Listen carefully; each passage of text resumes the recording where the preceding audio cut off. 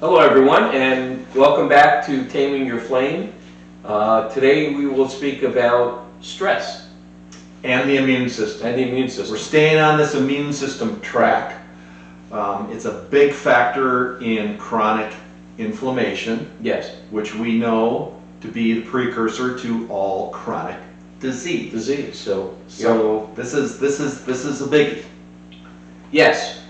Whenever there's chronic stress, it leads to a weakening of the immune system and opens you up to viruses, bacteria, mold, and Parasites. Parasites The microbes. too. Yeah.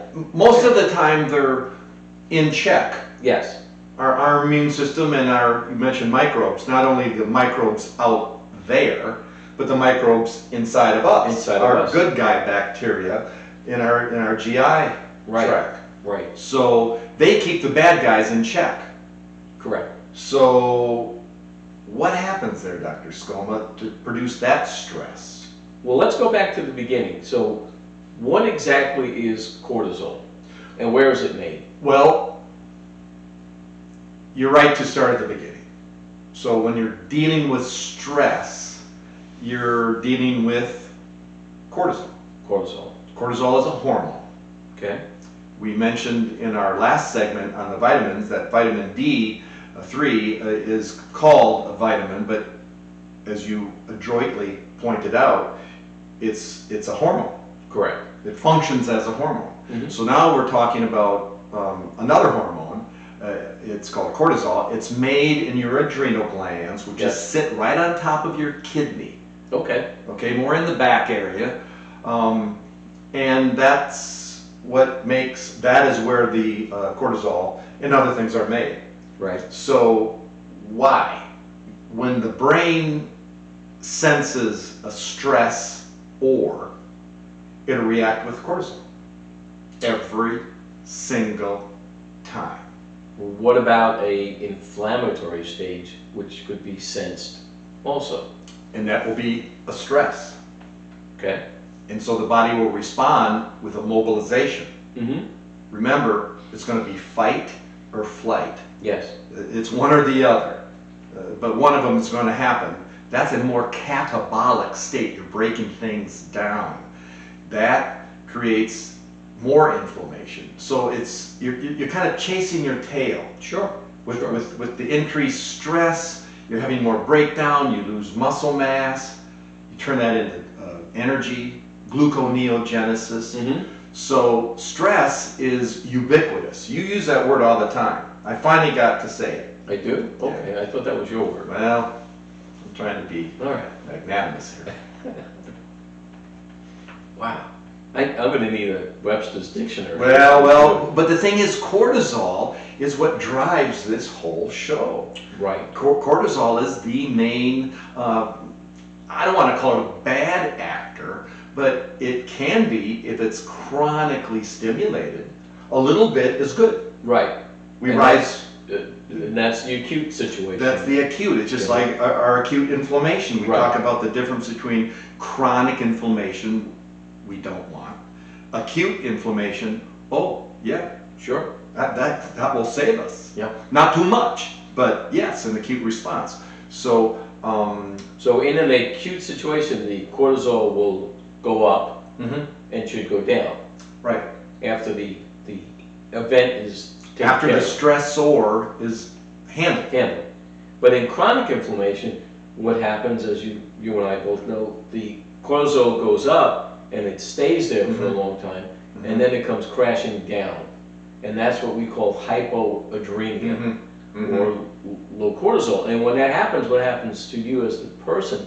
You start feeling bad. You have no energy, you can't sleep, you have headaches.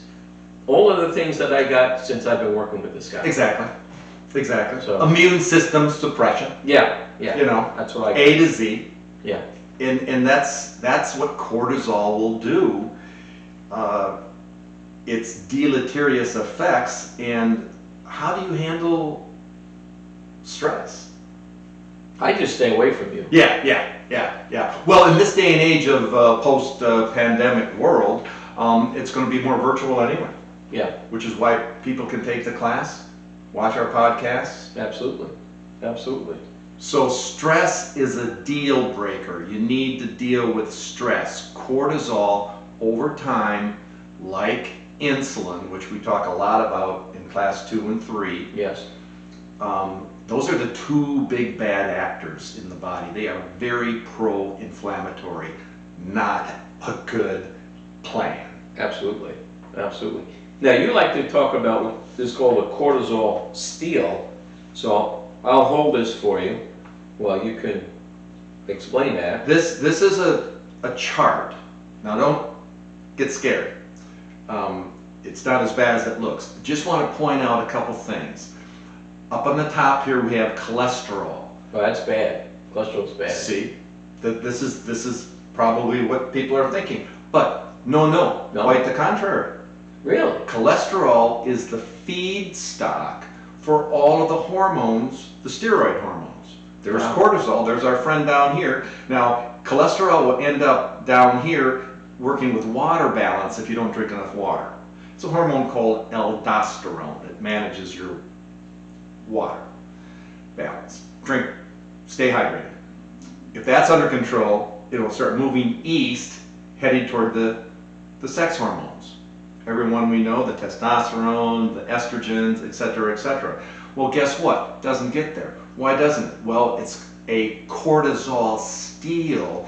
This enzyme, 1720 lyase, don't need to remember that, but nevertheless, it doesn't get to the androgens. No. It shoots south to cortisol.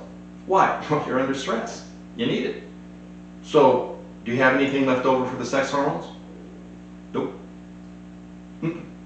So that's the cortisol steal. And if it goes on long enough, you have another chart, Dr. Skoma, that talks about the adrenal fatigue syndrome.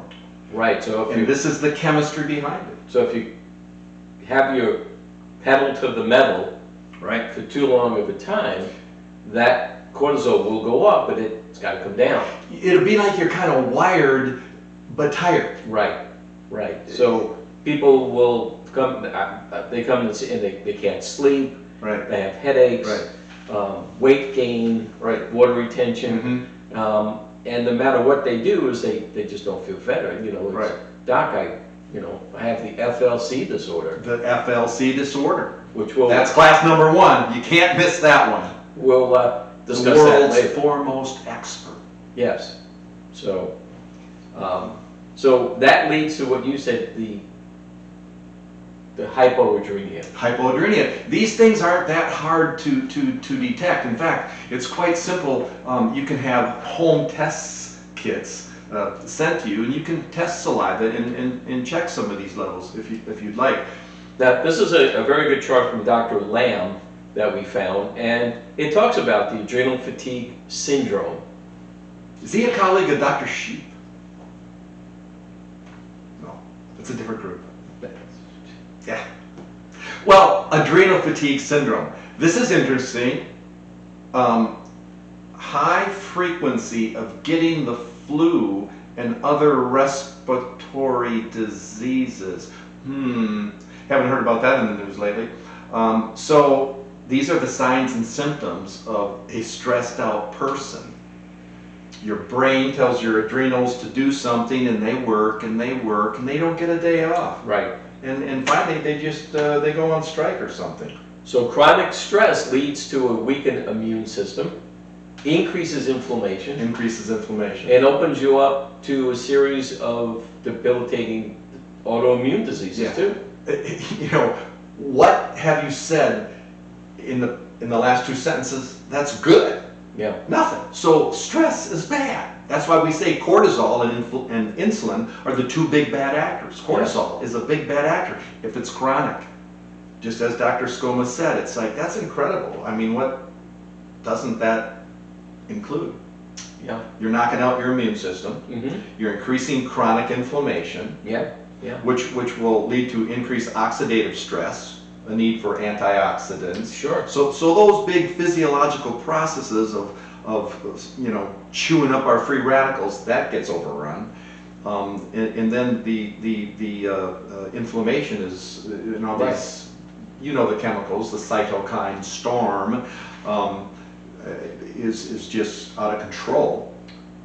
And what does the production of a lot of free radicals do? It causes changes in cells, Right. which can lead to Right. cancers. Yeah.